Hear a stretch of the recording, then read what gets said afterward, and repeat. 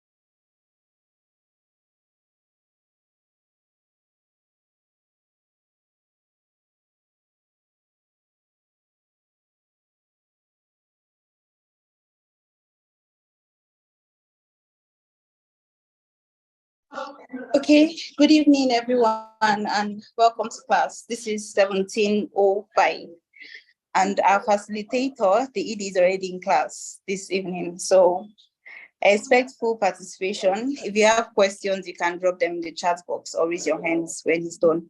So we have our ED, Mr. Kulilawal, to take us on this great ride on the candidacy perspective. Welcome, ED. So glad to have you here again.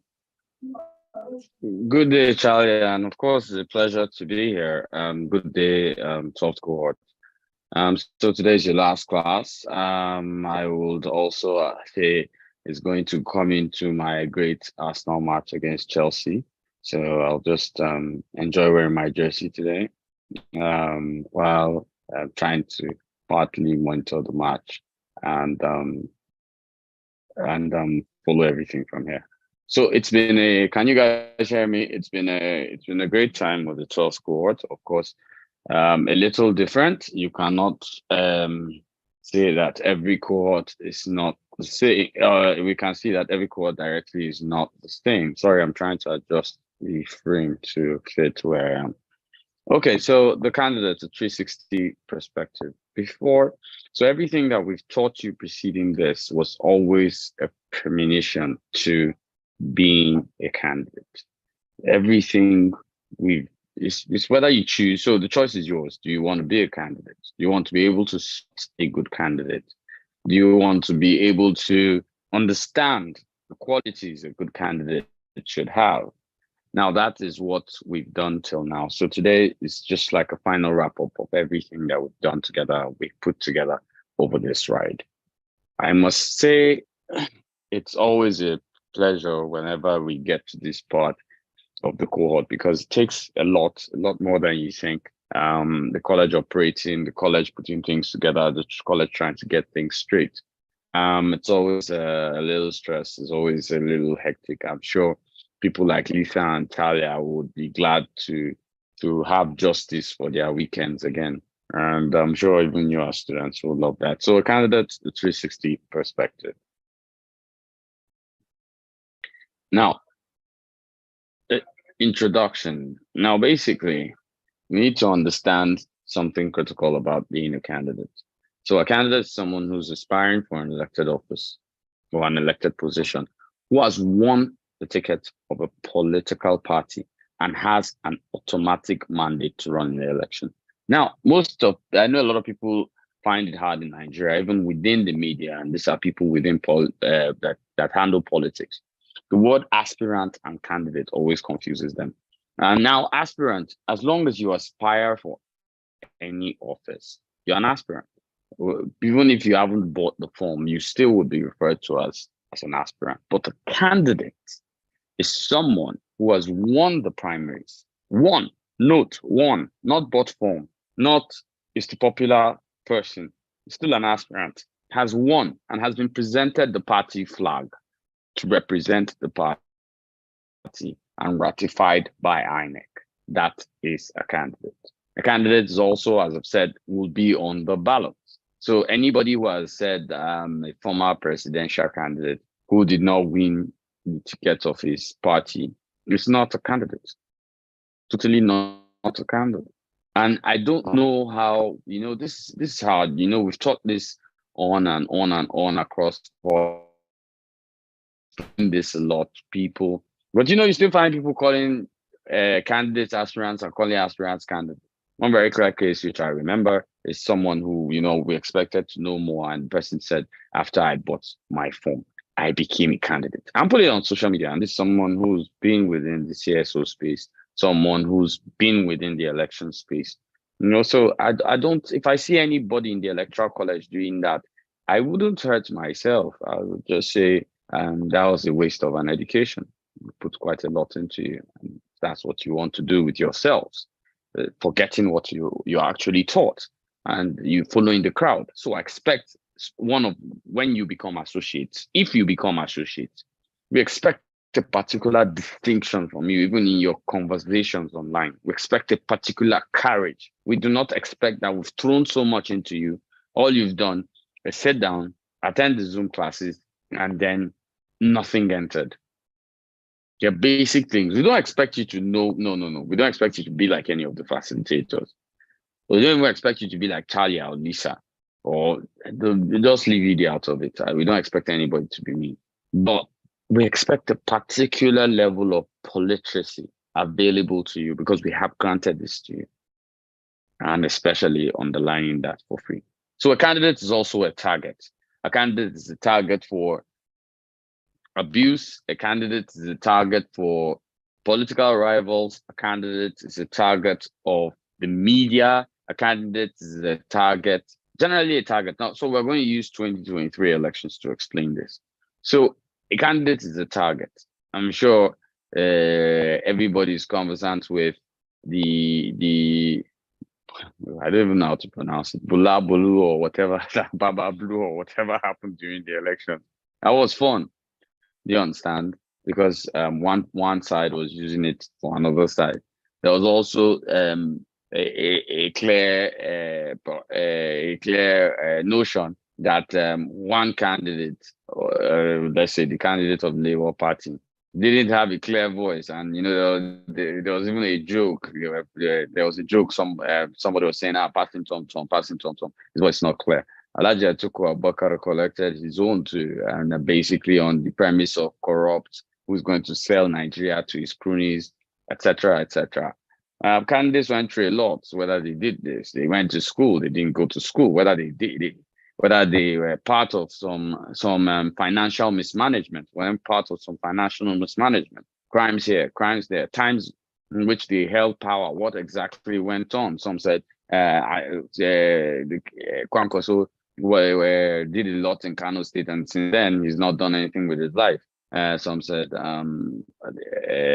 turning Lagos into a mega city was not the incumbent president's prerogative.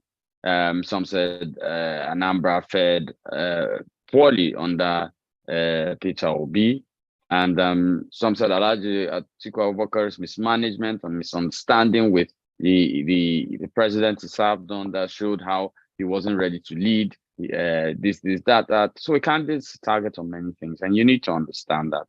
Even while you were campaigning, we didn't see it in this cohort, but it's happened in cohorts before, and you have the situation where you have a candidate of a party being assaulted in the name of campaigns by members of another party. We didn't see that in this cohort, so I'd like to thank you, cohort 12, for that.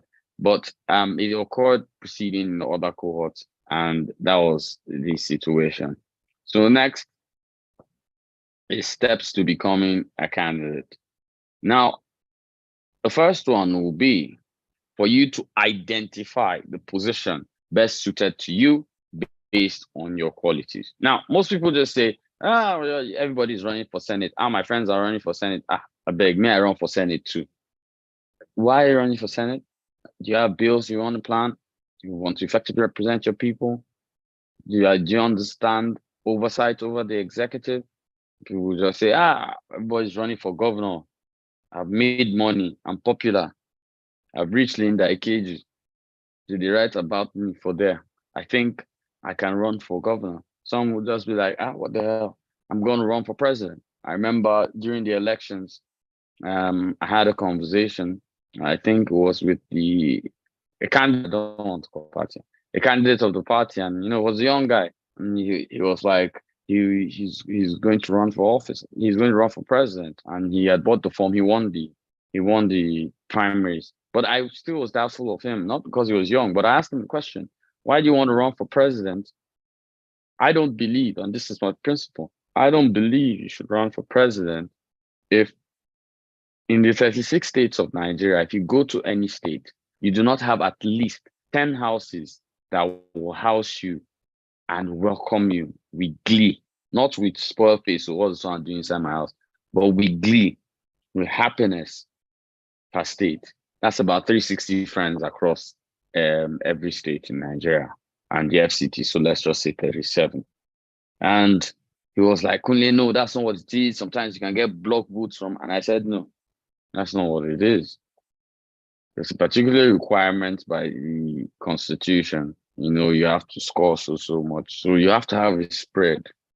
I also said something, and I think he was going to the same candidate was going to Jos, and he was trying to brush up on his Hausa. Yes, Hausa is indigenous to Plateau State, but if you want to touch the people, you should be learning how to greet in Tarok, so that Chalia will allow you in Mangu or in something else, which is more synonymous to the state.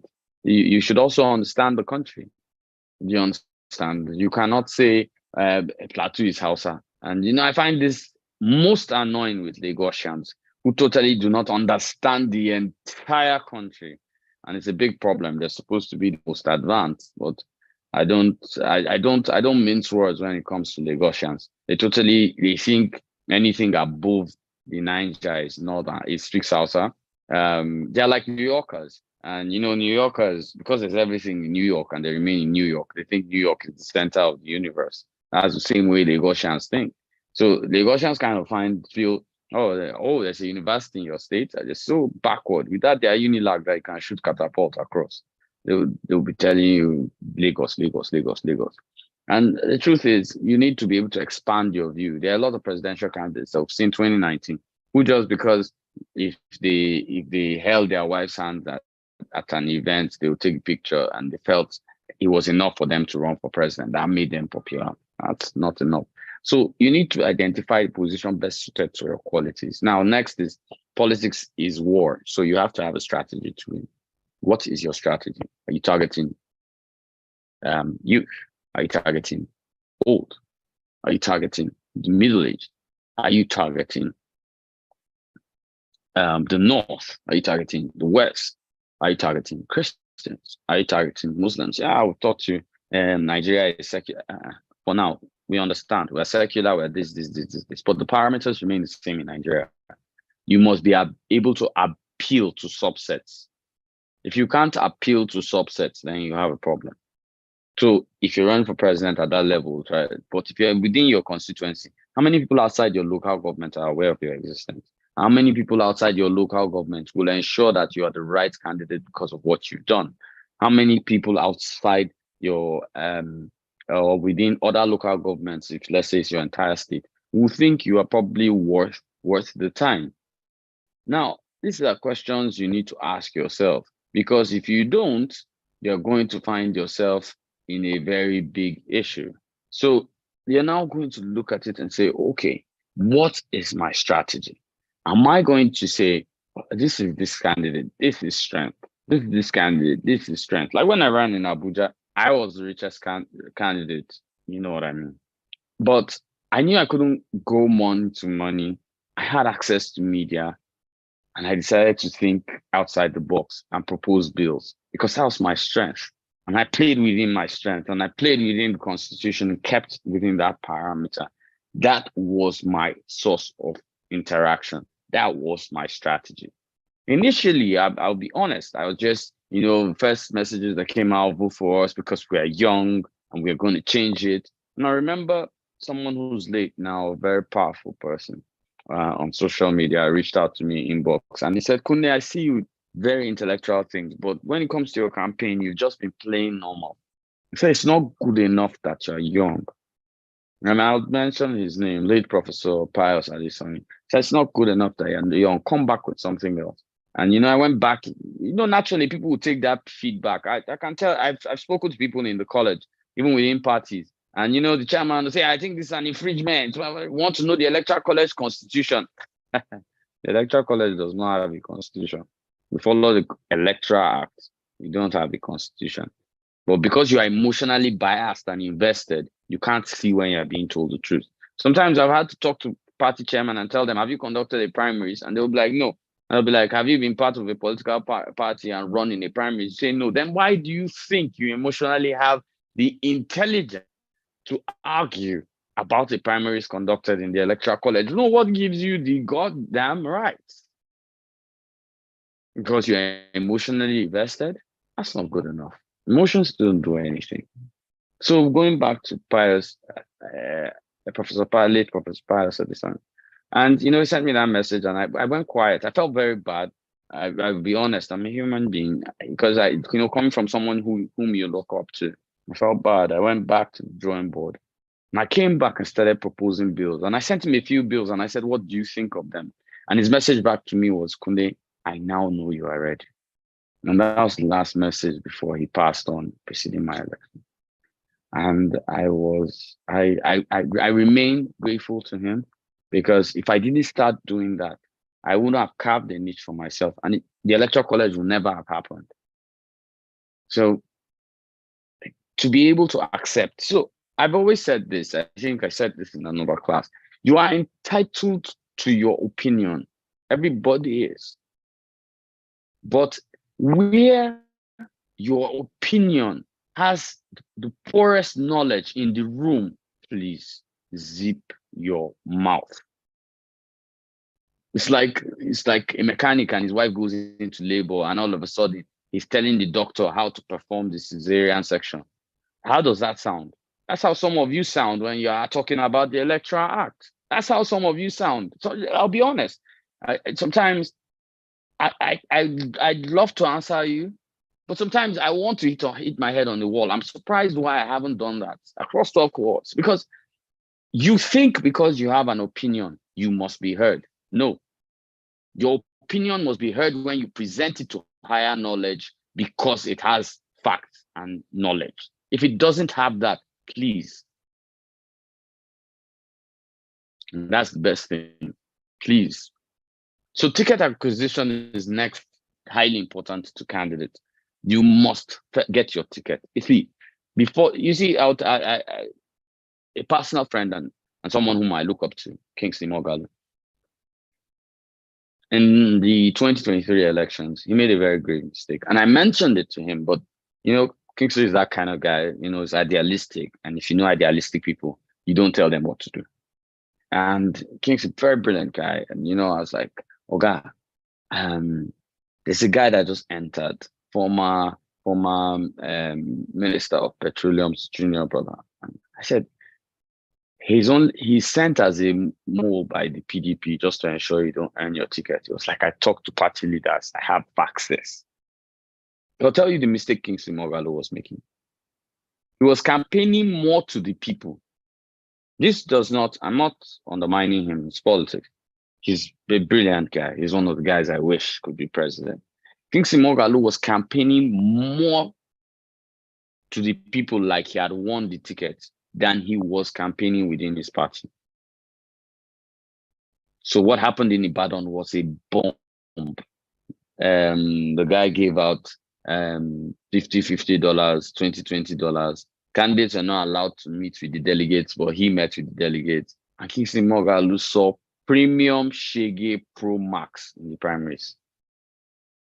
Premium Shege Pro Max. Is there anything bigger than Pro Max? I don't know, because I don't really like big phones. So if there's something bigger than Pro Max, they saw that. And that was because he put forward the fact he was running for president before ticket acquisition. So he was campaigning more to the wider audience. Hey, vote for us, we're coming under this party. And he was concentrating on winning. You win the ticket first. Then you come out and say, Nami, I don't come. But you never win the ticket. You're pouring money, you're pouring funds, you're hiring media, you're doing a lot of stuff to just ensure that you're what they call it, that you're the candidate. And that's what matters. Now, next thing is to question your strategy always. Most people don't like, Africans don't like questioning their strategy. Never. This is how they used to win election in Lagos State. This is how they used to win an election in Oyo. This is how they used to win an election in Rivers. They've never won without this. This is how to do. There are things that are constant. But there's always a chance somewhere within the line for a deviation. And in every election, it's how do I put it? They're unique. There are things that are unique. Like, who would have thought? Alex Otti, everybody sees him as the governor of Abia, and he's doing a great job, I'll be honest, with the Labour Party. What people don't know is that Alex Otti has probably run for, I knew Alex Otti was running for governor, I think, I think maybe since 2011. Anybody that's conversant, is anybody conversant with Abia State here? 2011 or 2015. And XOT has been running. But he's been able to question his strategy and he saw a loophole. People were pissed with PDP. Abia looked like a trash can. If anybody has been to Abia, you know, Abia looks like, I don't know, it looks like a clay resort. Like they molded it with clay and messed it up. Gideon Wako, you raised your hand. Wanted to say something? Yes, I'm very much in Abia State, and I can tell you that, man, the activity here from Alex Oti has been massive compared to what PDP has been feeding the people all through the years. And even when they won the election, man, it was a great jubilee. So I can relate to what you're saying, sir. I did agree on what I can tell. Thank you very much, Gideon. Thank you very much, Gideon. And I'm sure it's great to have Julius Berger in Abia State. It's shocking that that could happen. That there wasn't even a project from there. It's that bad. Thank you very much, Gideon. You can mute your mic so we can continue. Thank you very much. So you must always. So he kept adapting, kept changing his strategy. Today is governor. He saw a loophole and I was like, this Labour can't deliver. People will piss. He saw the loophole and he went into it. I can tell you that in Abia State preceding 2023, if you went with any other party that wasn't PDP, I don't know, I don't know what language to use, but you spend money and you regret it. Now, this also is key to ticket acquisition. You need to understand your party's internal democracy. Who are the leaders? Who are the people that delegates listen to?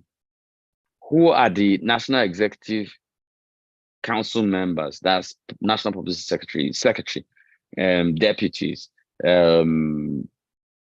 people that are within national power that you can engage. And when push comes to shove, you might be able to say, this didn't go right. They got your back.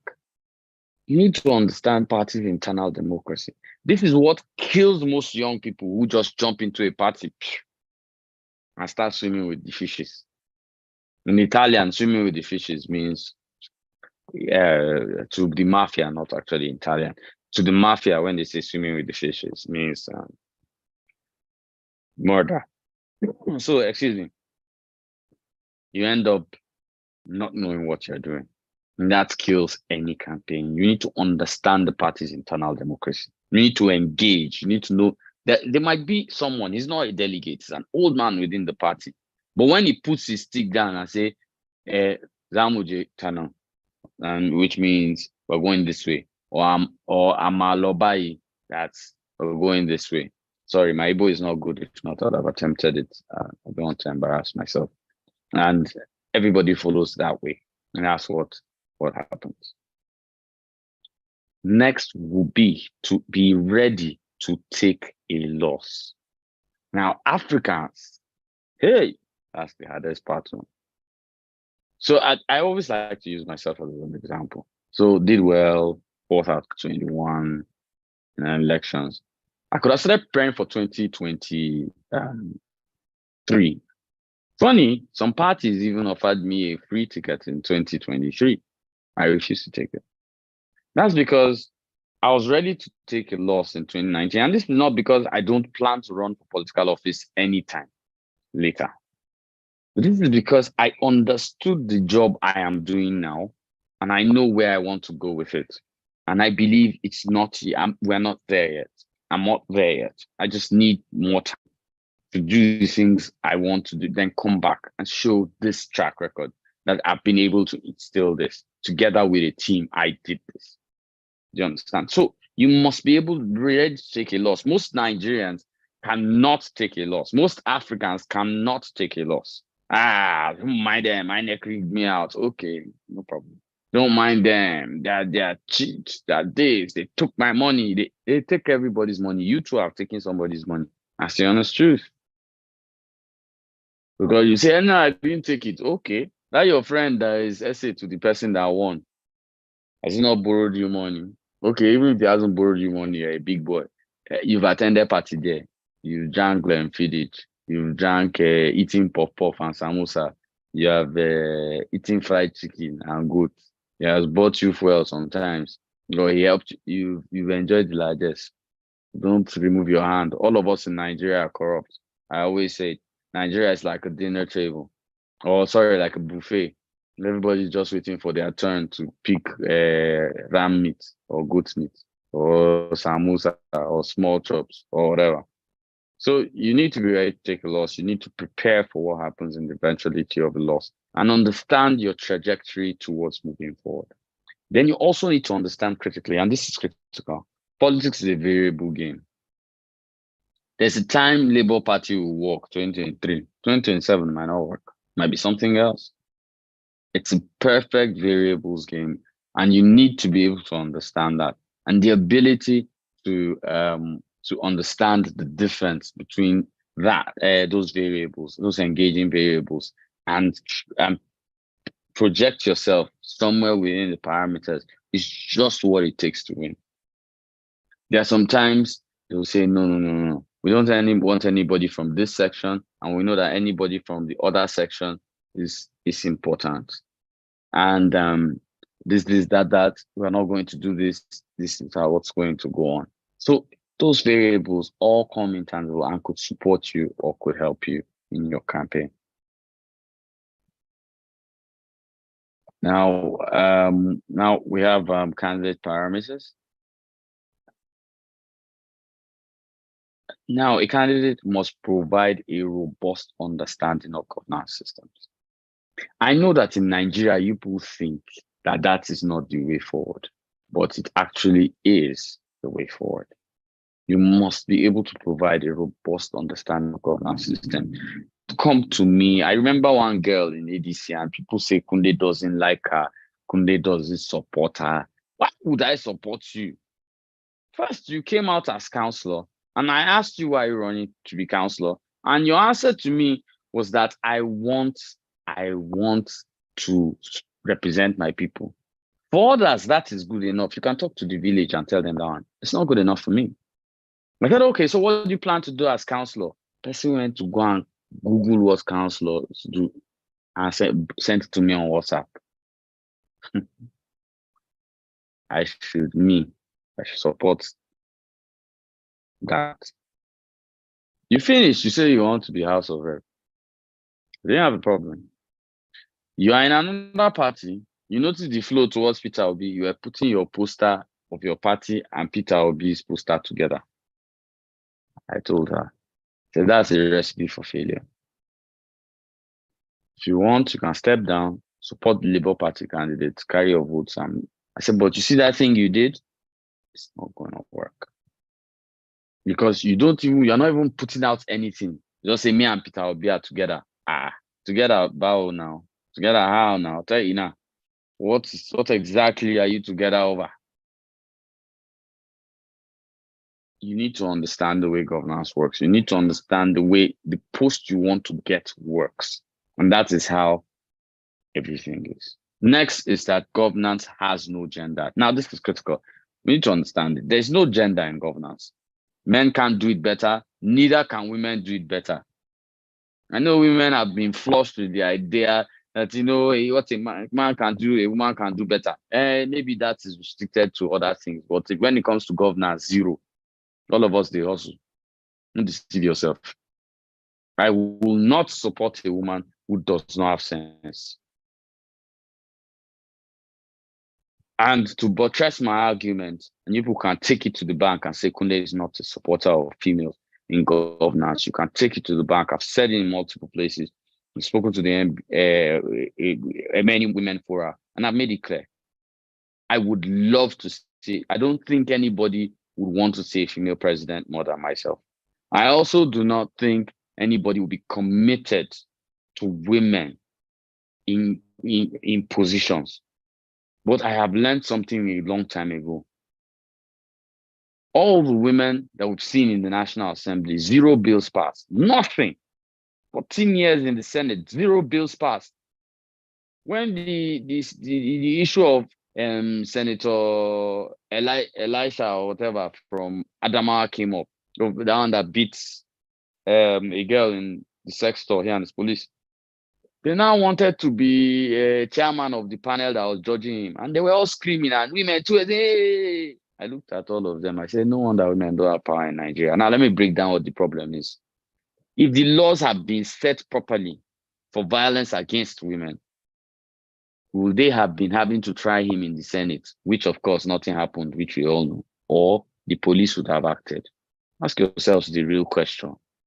So when the women gathered in that National Assembly panel and they were abusing him, women were watching. I just did that. For high level of political illiteracy. I said I won't curse in this class. So good governance has no gender. It's made up of people that want to serve and understand the system. You're good as a woman, I'm behind you. You're good as a guy, I'm behind you. You're good as youth, I'm behind you. You're good as an old guy, I'm fully behind you. That's what we need. Stop those mindsets of it's a Igbo stone, it's Yoruba stone, it's a Hausa stone. Where has that got you? Where has federal character carried any one of you? Any one of us, or the country itself? Where has federal character carried any one of us? Well, Nigerians made the meritocracy win. If you have a president that is from northern extraction, and you have a vice president that is from northern extraction, and both of them are doing a great job and saving Nigeria, tell me who would bloody care? Whether they are from Igbo extraction and both of them, who would care? Dollar has become 50 naira to $1. Who would care? But the ineptness of our bias cannot just allow meritocracy thrive in Nigeria. We're drunk with tribe, religion. God damn. I'll go there. That thing pisses me off. So you need to also, as a candidate, unveil the iron curtain behind the campaign to appeal to the electorate. Now, why most candidates do not really go far is because the electorate cannot see beyond the iron veil of their campaign. Now, what's the iron veil? Things like the SUVs, those Prado Jeeps that you'll be hiring while you're running for office and hiding inside. Nobody knows how you look. Nobody knows how, when they shake you, react. We have not drank palm wine with you. See, if I was ever to have typhoid in this life, it was while I was running for office. I sat down and drank water with some sexy, man. I was praying for my life. But that's the communication. You don't get 500 votes from acting that way. You don't get 1,000 votes from shielding yourself to just channels TV where everybody sees you and you're Lord God Almighty. Really? People have to have access to the campaign. Get some real ground people working. If the campaign wants to paint an office, it should be people synonymous, painters taking from where you are running. Come and paint campaign office, pay them well, give them food even. They will spread your message. Nigerians are too smart. They will only go and do that to chiefs and leave the people. And later when Kasala boss, I gave my money. I spent my money. Yes, you spent your money pleasing the circus. You forgot that part of the job for the of a candidate is to draw people along. Make people synonymous to your cause. Let them see it as something they need. I was talking to a friend the other day, and he was talking, and he was like, Akune, I'd love you to define power. And I said, power is a reflection or is a subset of influence. Influence is the big thing. Don't look for power, look for influence. Influence is the ability for me to make you do what I want you to do while you think you are doing it because you want to do it. Power is a subset of influence. Once you have influence, power comes to you. If you look for power alone, when you are done with the office and you come down, nobody will even come to your house to drink pap with you. You will end up being dejected after office. You say that's the former. They'll be like, now that guy with that. That's because he only had power. If you have influence, it's everything. It's my definition. Doesn't mean I have to agree with what's going on, but that's my definition. Power is a subset of influence. The people that have remained influential. Look at President Goodluck Jonathan. Lost the 2015 elections, went into promoting good governance. Today he's seen as an elder statesman. APC comes to visit him, distanced himself from his party. PDP comes to visit. There's no party. Come and see him and talk to him like an elder statesman. Meanwhile, his senior by far, who attained governor in Adama in 1999, was vice president 1999 to 2007, who is still hustling for power. UN will not fly him to go and mediate on any conversation. You want to know why? Because all he has concerned himself is with his power and not influence. So next, you need to get a backyard of finance. Look, people, don't deceive yourself. Politics costs money anywhere in the world. You say, I'm going to do it. Well, forget it. It's not going to happen. Are you going to crowdfund? Are you going to Are you going to crowdfund? Are you going to focus? Are you going to, depends on how you want to do it. But you see that backyard of dollars is necessary.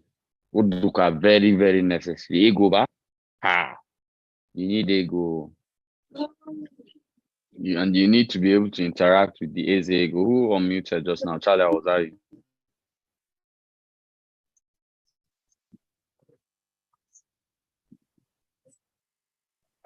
Sorry, I'm trying to mute everybody. I don't know who unmuted just now.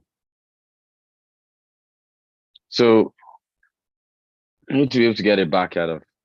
You now need to, and next, reignite an interest in political participation within your people, which means you need to cultivate new voters. I'm not saying people will vote for you, but it's hard to take a dog that's been pulling everywhere inside the house to start thinking of expecting the first day you start training it to pull outside the house, that is going to pull outside the house. So most of the time, if you carry usual party men, you're going to throw more money than usual. Invest in new people, teach them a new way, give birth to a new dispensation, and you might be able to work within those parameters. So cultivate a new set of people. Next will be, and most people don't understand it, you need to insulate your family. I don't think this is more than anything. You need to insulate your family. Most people don't get this, and it's hard, but you need to insulate your family from a lot of things. But no, let's throw our wife into the campaign. Let's throw our children. Security risk. Trust me on that. I couldn't have my family around me when I was running for office. They had attempted my life twice. Even before they had even attempted my life, I had seen it and I sent them out. Again, plan for the eventuality of a loss. I've always said that. I said that earlier, and that happens here again. The next will be give them a race to remember. Running for office is not win or lose. Build a brand. Be known for something. Be known for something. Go towards something. Do something. Give them a race to remember.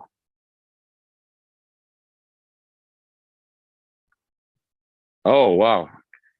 And the candidate methodology, create a brand. That just came, I didn't know it was here. You need to be able to create a brand. You need to be able to be known for something. Who are you? Who is Edidion Bassi? Who's Charlie Agambo? Who is Ayomide Usman? What are they known for? Just say party, labor, this one, that one. Okay. Say you now follow party for Nigeria now. Say you now follow party. How it be now? Everybody, NMPP, SDP, Labour, APC, PDP, they all collected money for new car now. So you refuse to understand understand the brand, and instead you people voted the party. Okay, now as all of them they collect new Prado for House of Rep. How now they feel? Hmm? So that's the situation. Next, know your target electorate. You need to know your target electorate. There are people that won't vote for you because you're a woman. Don't deceive yourself. There are people that won't vote for you because you are young. Don't deceive yourself. There are people that won't vote for you because you are old. Don't deceive you. Don't deceive yourself. That is the situation. Next, you need to stop the history, what has been happening in campaigns that you're running for, but navigate the present. I believe this is easy. Meaning, understand new trends, like I used in Abia State, but study the history of the people. Next will be to differentiate yourself from others. You critically need to differentiate yourself from others.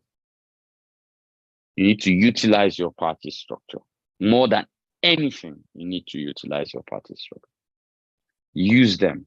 Ward, constituency, depending on what level you're running, you need to utilize them.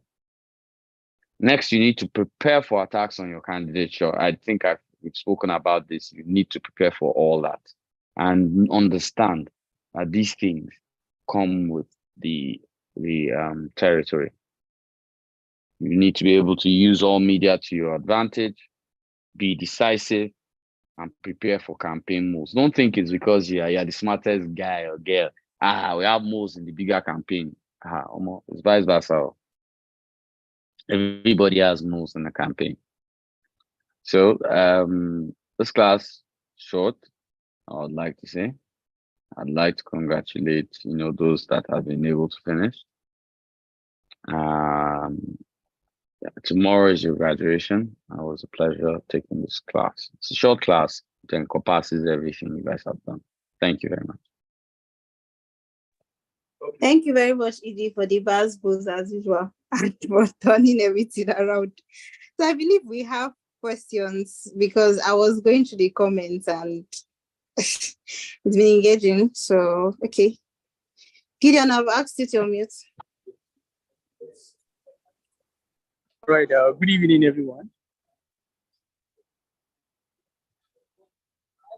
Good evening. All right. Thank you, Edie, for the class. And, let me start by saying that I almost missed meeting your presence when you came to my station for Good Morning Abuja. I wish I met you. Yeah. So I saw the editing and I saw you. I was mad. I would have met you in person, but I missed out. Edie, you're muted.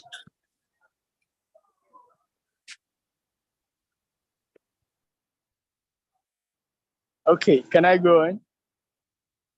Yes, you can. Edie, you're muted. All right. The question. Okay, wait. Sorry, Gideon. I have a question. And please help me one NTA. What is CEO of Electoral College? They should not be putting such things on my name. What's wrong with them?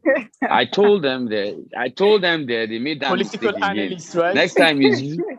I was mad. NTA, stop that nonsense. Anyways, I think the one I saw, it was actually carrying political analyst. Maybe there was a mistake in the former one before this one I saw. I'm sorry about that. I'm not aware of it. I think the one I saw carried political analyst. If there's a correction, I don't know. Thank you. Hope you enjoyed the interview. Most definitely. You watched it. Thank you very much. The question is this.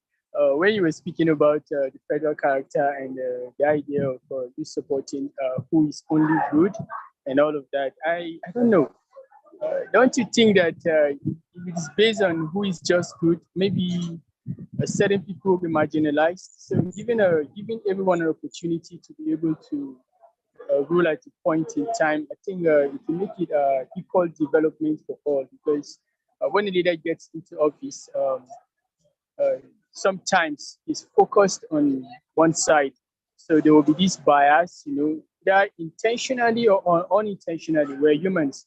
But when you have a situation where, let's say the North Goal, the South Goal, the West Goal, the East Goal, and stuff like that, That is my understanding. Maybe you can clarify me on that.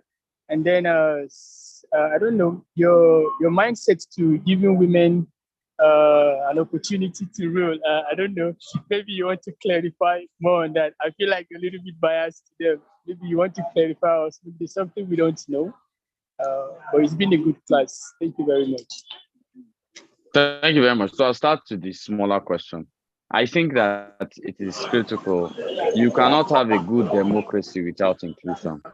Inclusion is necessary for a good democracy. It's impossible to have democracy and exclude women, exclude a very strong point. Apart from that, I believe I jabbed women more than I even, because I called them as a call to action, and I said you can't even win a position in without women's support. So I that's my position on women politics. Now, to what you said, I don't understand what marginalization. Say we're all Nigerians. Why are we not Nigerians first? Do you go to civilized countries? They say New Yorkers have been president more than people from Houston. Who does that? It's primitive. They're in the Stone Age. It's so 1860. And that's what we don't understand. Everybody's a Nigerian. You're not more Nigerian than me because you come from the East or because you come from the West. You know where the problem actually lies? Nigeria has never had a Nigerian president. That's the truth. I have a president that thinks more of the West than he does of any other part. We've had a president who thinks of the North more than he thinks of it. I think the closest to a Nigerian president was President Musa Yar'Adua. We've only had biases up and down. And that has been the problem. So I don't think all this we are marginalized. I keep asking a question. If you think what I'm saying is wrong, present one thing that federal character has helped with. If not, divide this country more into segments. Name one thing, not two, one. So I'd rather stand by one tribe and say, the tribe I am is Nigerian, regardless of what has been done to me or whatever. Whenever people try to speak a particular language to me, I'll tell you, look, I'm Nigerian, Bundafin. Don't think God, my name is Kunle, that's going to work, that you just come here, I enter, okay, like I'm about to go into a bolt, and the guy says my name is Kunle, and next thing I just sit down in the car, and then he starts casting, and I said, why are you speaking Yoruba to me? And he looks, are you not, is your name not Kunle? I say, so that makes me Yoruba? And he comes down. Now, this is no disrespect to the tribe I'm ancestrally from, but this is the point. Okay, I won't even say ancestrally from, because when I got to Lagos, I found out that Kwara people are being called Afonja, which means we are slaves or whatever, and they say we are not Yoruba, and we're actually in northern states. So they don't call us inside their southwest Parapo. So I found out. Anyway, let's not even discuss that. That's crazy. But it hasn't done anything for us. I don't know why we still want to hold on to it. You're holding on to it for what? For what reason? Can't you just be Nigerian? Can't Charlie run for office in Edo State? Can't Gideon, that's in Abia, be a commissioner in Lagos? Can't Blessing Obiaku be a senator in Kaduna? Let's stop this nonsense. Nigerian offices are made for Nigerians. There's no parameter in the constitution which states you must come from anywhere. And that is my same position. Thank you. Okay, thank you very much, Idi. Do we have more questions?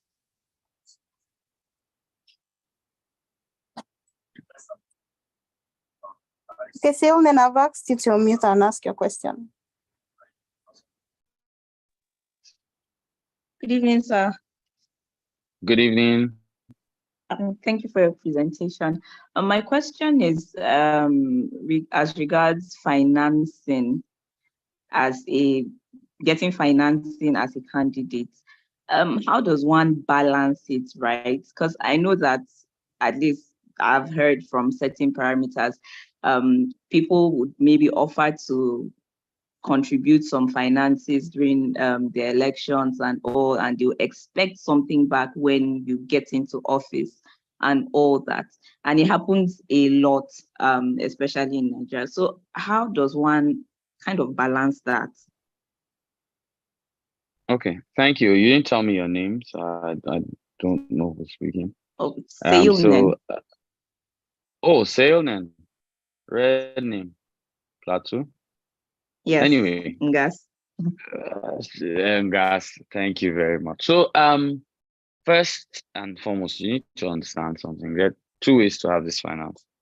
Just like it is in business, you can decide to dine with the devil, or you can follow the route I went. I was able to raise up to 39 million, but it was 1K, 20K, 50K, 50. I opened my campaign to finance. And whenever we did something, we presented it also open. I presented audited statements of my accounts publicly. And I had people, Nigerians living in London, giving to my campaign. My campaign was open. I didn't hide it. I was ready to discuss with everybody, and I made it clear to everybody. And this was what joined everybody into my campaign. So it wasn't only FCT people that were interested. And I told them that any law passed by, and I drummed it every time, every law passed by any senator in Nigeria affects every constituency. Yes, the senator represents one particular constituency. So wouldn't you rather have a good senator in the House that's passing the right bills that you want passed into law? And that's key. And that's where we need to stand. That's how I see it. And that's how, so like I said, because we have created a culture of collecting from those two people that will give you all the money you need for your election, but will demand your neck and your hand and your leg. We don't see any other way. My way is harder, but trust me, I walked out of it and I'm still standing here and I'm still highly respected. And if I decide to embark on any course again, I will be highly donated to. Thank you very much, Second. Okay, thank you very much, Edie. Do we have more questions?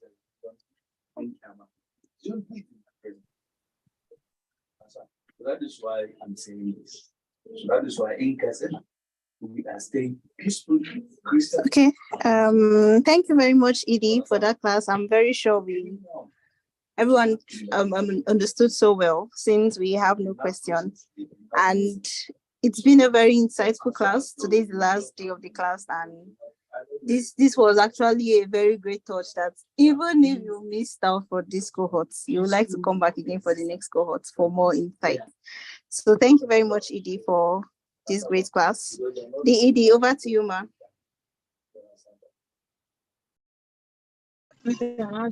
Well, thank you so much, Edie. It's been a great class as usual, and this is the last class, official class of the cohort. I don't understand. Can you excuse me? Let me go and watch my Arsenal match, because I heard Arsenal is somehow losing 1-0, and they need no my problem. support. Yeah, excuse so you guys, no problem. See you guys. So thank you, cohort XII, 12 cohorts. It's been an interesting journey. I can see someone's hands up. Aboje, do you want to ask a question, Francis? Or your hands were up before? Yeah, I'm still here. Sir, hello? I don't want to allow you to go and watch your Arsenal match. I'm here. I'm still here. I'm actually watching it as well. I'm actually watching it as well. Talking. He's in front of me. Okay. Somehow, against Arsenal fans, I'm a Man City fan. By the way, are we saying that, like now, our past, like APC primary election, that's a presidential primary election. You know, our present president, during primary election, we see some bars of Ghana must go who with dollars, this and here, with bullion van, at risk for him to get the ticket by all means. Are we saying that? I don't know it. I need to correct a notion. First and foremost, there was no bullion ban at the primaries of the APC. And when it comes to cash, it was not only APC that was guilty of that. APC, ADC, I think the parties with very smooth transition with presidential primaries were only the Labour and I think NRM. All others were money rigged. So you can't point only to APC. It was quite a lot of things. Even while talking, I quoted ADC giving out dollars during presidential primaries. I was there. The electoral college was in some primaries, so I was there. Okay. We know every other party have their own dollar maneuver one way or the other to get the ticket as of then. But as of APC then, it was so obvious. No, I believe no. I also beg I to have the differ. video till now. I beg to. I have Oga. You can have any video. I want to make something clear to you. I was part of those. I was part of those primaries. I'm not an APC member. I just don't want to go to misconstrue facts. If there was any display of money, go and ask anybody. It was the PDP primaries. Go and ask anybody. I'm not saying the APC did not do their own, but APC was learning. Trust me on that one. Wiki came.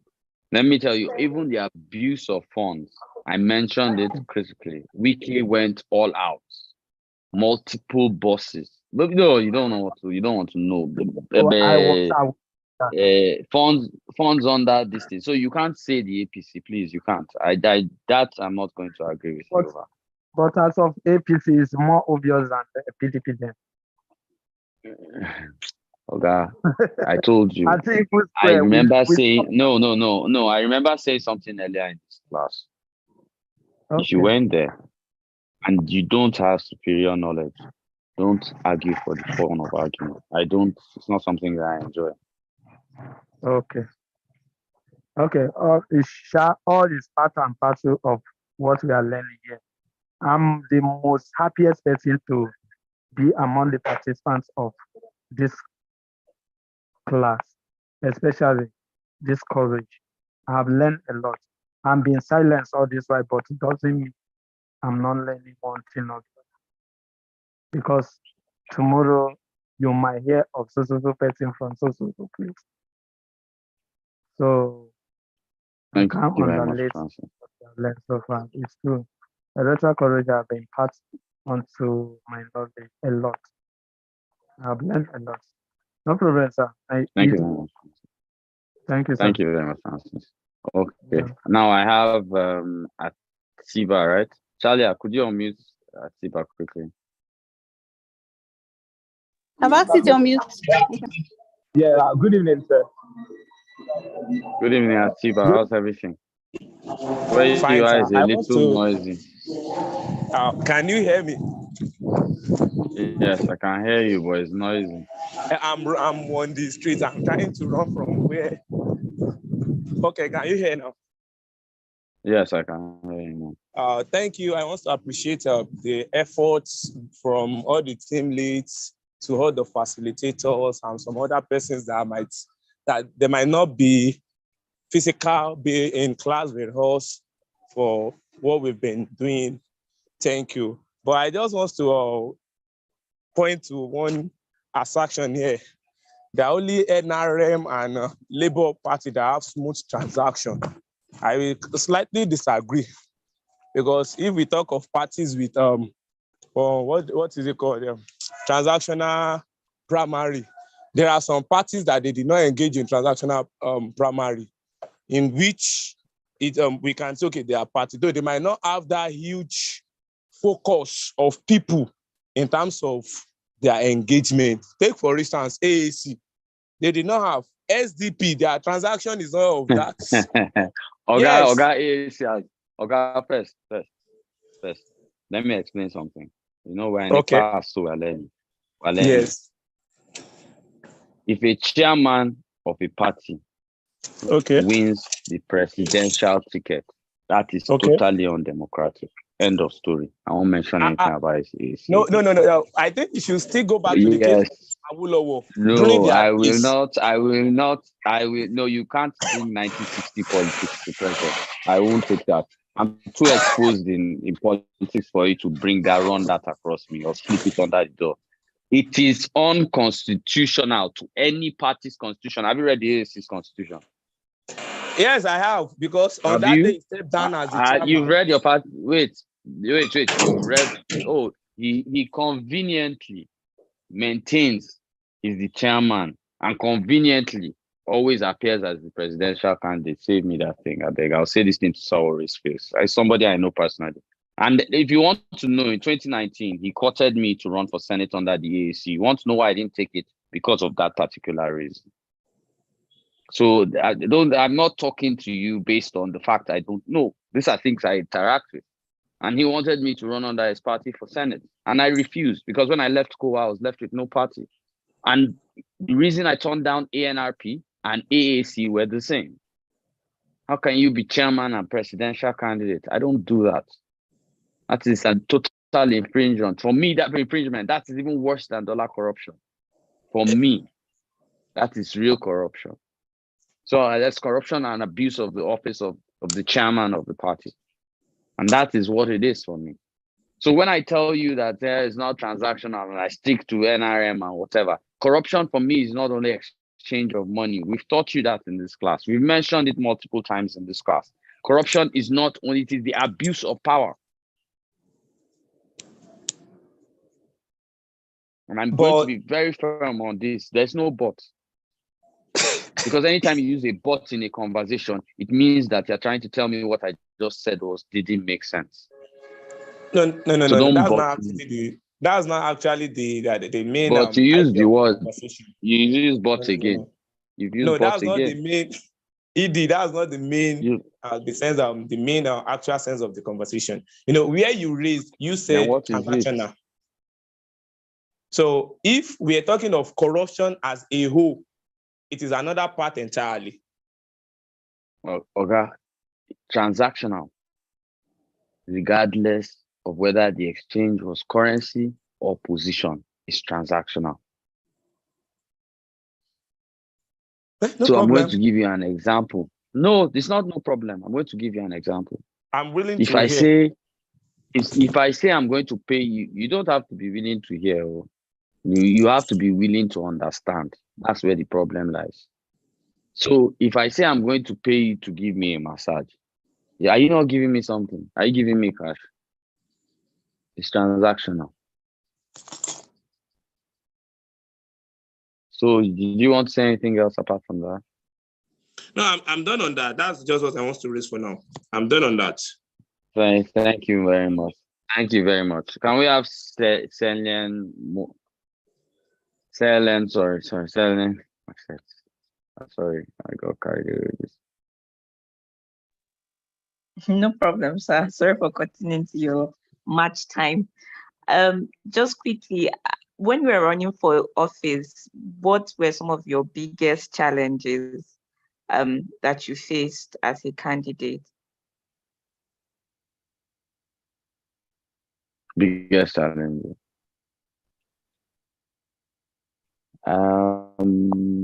First was should I be honest? Are you here? Can you unmute her, please, Charlie? Yes, I am. Okay. So let's have a conversation over this. So I said, should I be honest? People are saying yes, be honest. The first big challenge, I'll be honest with you, was the women. I'm not fine.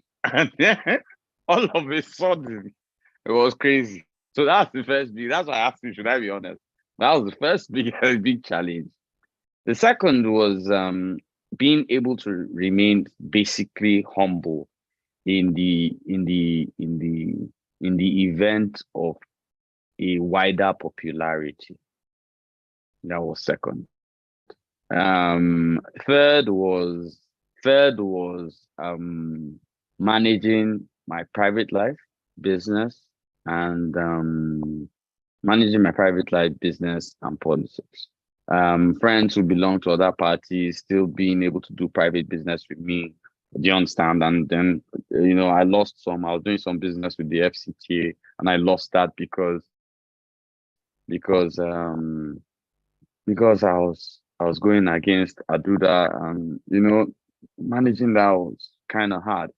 Then last one I'd like to say, which I didn't see coming, was managing people I went to school with and people that grew up with me. You know that the prophet is never respected by people that know him? It's actually true. I remember making statements, and I think I've said it in class, making statements in the secondary school group, and started saying, you think you're the peacock because you're running for Senate. Who the hell do you think you are? You're better than us or what? And we're just joking, the way we just used to joke. And they got at me, and I was like, wow. And I left the group. I stopped associating with a lot of people that I used to know, because it seemed this guy who was, never an SUG guy, always a calm guy. You want to talk to ED as long as it was music, European history, wars, pilots, planes, films. I was there. I was always the social guy, very cool. And I wanted to aspire for power, and everybody just felt what I was saying. Where is Chalia? Yes, Didi, I'm here. Chalia, why are people begging to unmute you? I can't be doing the No, two now. Chalia, please. Speaking. But don't say no. Just accept. Allow unmute her, because I said I wanted it to be a conversation. I said that first. That's how I started the conversation. Have you unmuted her? Yes, Didi. Where is she? I'm here, sir. I was muted earlier, so I couldn't respond. So I wanted us to have a conversation. So fourth was my secondary school people. So those are the four main things that I feel were my big challenges. So were they what you were expecting? Funny, no. I thought it would be Yeah, I'm sure maybe you say money. No. I was able to raise more money than I thought I could ever raise. I raised more money than I couldn't believe I could raise. So I would never go there. That's interesting. Would you say that was due to previous what will I say now? People you knew previously, since you said already that your secondary school people had kind of cancelled you? Let me be honest. I received more money from people I do not know and I have not met than from those whom I know. Some people fell in love with me. Interesting. Someone who just watched a video and she was abroad, and she immediately, when she came to Nigeria for Christmas, the Christmas preceding the election, I think she gave me about 1.5 million. She had never met me before. Interesting. Yeah, it's interesting, but also to achieve that, you have to be everywhere, and you have to be in people's faces, and you have to have that thing that unites you to people. You have to plan. You don't just run for office. Say, it's election time, I just ran for office. And I think that was a challenge. There's one more challenge which is not mentioned normally.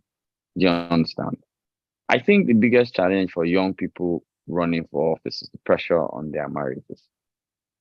2019, a lot of people almost lost, if not lost, their marriages. All of us young ones that were considered young, that were married. That was the situation. That's a key challenge. I think nobody talks about it, or nobody gives the spotlight enough. But that's a critical challenge. Are you there?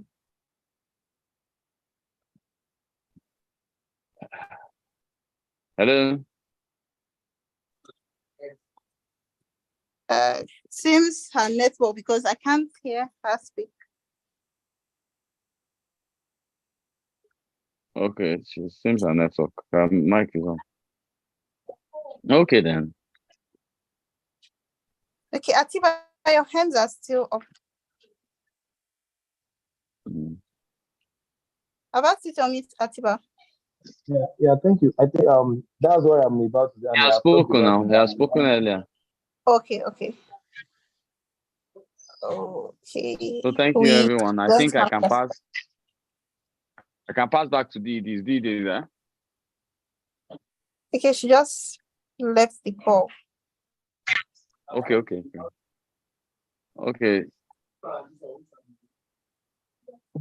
Okay. They said there's a special class for. There needs to be a special class on young marriages. I don't know how that will happen. So thank you, everyone. Thank you. It's been a great time with you guys. Um, I don't know what to say more than it's of course a privilege to graduate 12th cohort. And if you guys want to create marriage and politics, you guys can do it you can create your own group and have a Twitter space and have that. But right now, I'm just trying to get Arsenal to win my match. So peace out.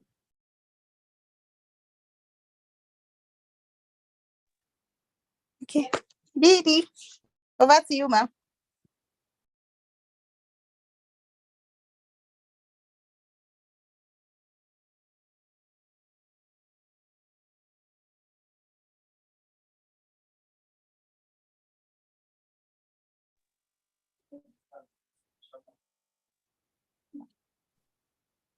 Didi, are you there? Okay, guys. Okay.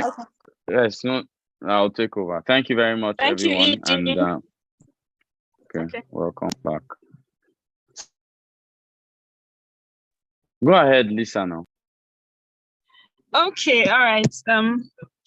Thank you so much, Edie. Thank you, top cohorts. It's been an interesting journey, quite interesting. Yeah, tomorrow is your graduation. You're entitled to a +1. So, see you on the other side. Like I always say, if your name is on the list, congratulations. If it's not, well, you got the knowledge. So you can still work with that. So thank you, everyone. Thank you to all the admin team, Chalia, the moderators. You guys have been awesome. And well done to everybody. Yeah, it's been an interesting journey. And thank you most of all to ED, the ED of Africa. All right. I don't know if the students still have anything they want to say. You can just unmute. Maybe you have some last words that you want to say before graduation tomorrow. Yeah, so this is like a family meeting, basically. But if not, then I think we can bring the meeting to a close. So thank you all, and thank you, Edie. Okay, I know David has something to say. Please go ahead. Good evening, ma'am. I'm so grateful for this great privilege. It's rare, and let me say, it's a means of transforming our nation. I applaud you for the spirit and the courage so far you have been giving us. The Lord will strengthen you and our ED. God bless you, sir. You've always been awesome. Keep swearing. Some of us are looking up to you, even though we are not seeking direct mentorship, but we are always there. So thank you so much. I'm grateful, Matthew. So I just want to use this medium to say thank you very much. You have made this course an outstanding one ever. Thank you very much. God bless you all.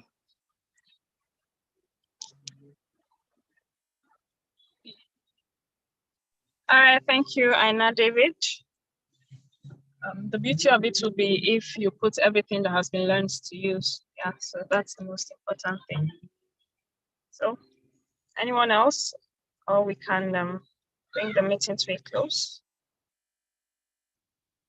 All right, in the absence of any, Gideon. Okay, please go ahead and speak about it. Okay. Anytime I want to talk, someone is already saying what I want to say. So I don't know. But my question will just be about tomorrow. Is it going to be about the same time, 5 p.m. for graduation? I mean, what is the program like tomorrow? Sorry.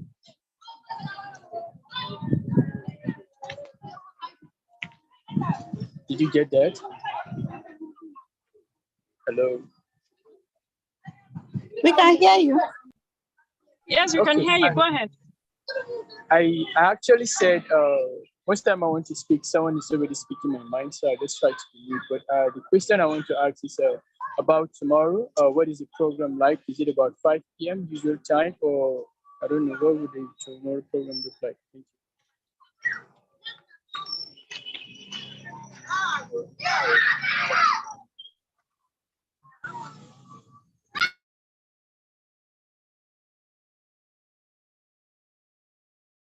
All right. Thank you so much, Gideon. I think we can bring the meeting to a close now. See you all tomorrow by 5 p.m. Remember to look good and come with your dancing shoes for the virtual graduation ceremony. Good night, everyone. Talia, you can end the meeting. You have